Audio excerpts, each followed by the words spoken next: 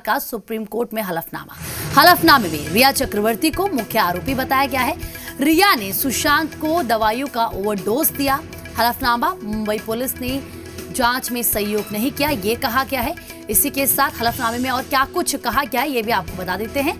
Bihar police की जांच में कई अहम सुराग मिले हैं।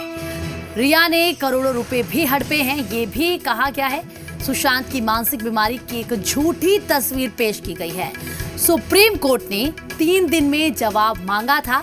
सुशांत के पिता बिहार और महाराष्ट्र में से जवाब मांगा है। आपको बता दें कि सुप्रीम कोर्ट में अगले हफ्ते मामले की सुनवाई होनी है।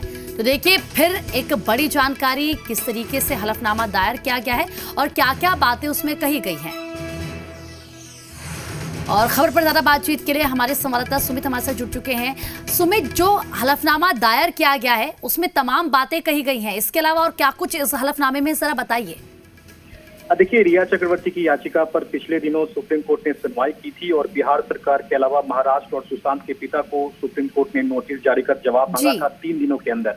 सबसे पहले बिहार सरकार ने हलफनामा दाखिल किया है, यानी एफिडेविट दाखिल किया है। 28 पन्नों में बिहार सरकार ने ये हलफनामा दाखिल किया है और इसकी जो कॉपी है वो जी मीडिया के पास इस वक्त एक्सक्लूसिव मौजूद है, जिसमें कई अहम बातें जो हैं वो बिहार सरकार ने कही है।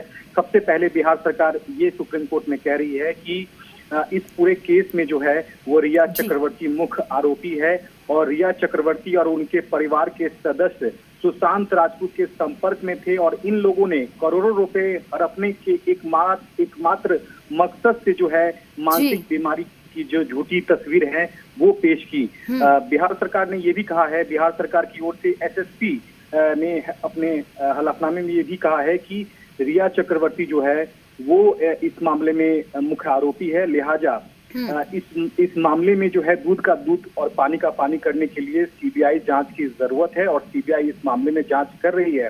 और बिहार सरकार जिस तरह से मुंबई गई थी वहां जो है वो सहयोग बिहार सरकार को मुंबई पुलिस ने बिल्कुल नहीं किया। इसके अलावा बिहार सरकार ने जो भी जांच की है उसमें शुरुआती जांच में बिहार सरकार को कई अहम लीड मिले हैं, जो लीड जो है वो सीबीआई से साझा कर रही है। तो कई अहम बातें यहाँ जो है सुशांत सिंह राजपूत केस में बिहार सरकार जो है वो सुप्रीम कोर्ट में हलफनामे के जरिए कह रही है और रिया चक्रवर्ती को मुख्य आरोपी के तौर पर देख रही है और ये भी कह रही है कि इस पूरे मामले में दूध का दूध और पानी का पानी जो है वो सीबीआई जांच से ही हो सकता है। और ये जो हलफनामा दाखिल किया गया है ये इस हलफनामे पे अगले हफ्ते सुप्रीम कोर्ट सुनवाई करेगा, क्योंकि अभी सुशांत के पिता के अलावा महाराष्ट्र सरकार को भी जवाब देना है।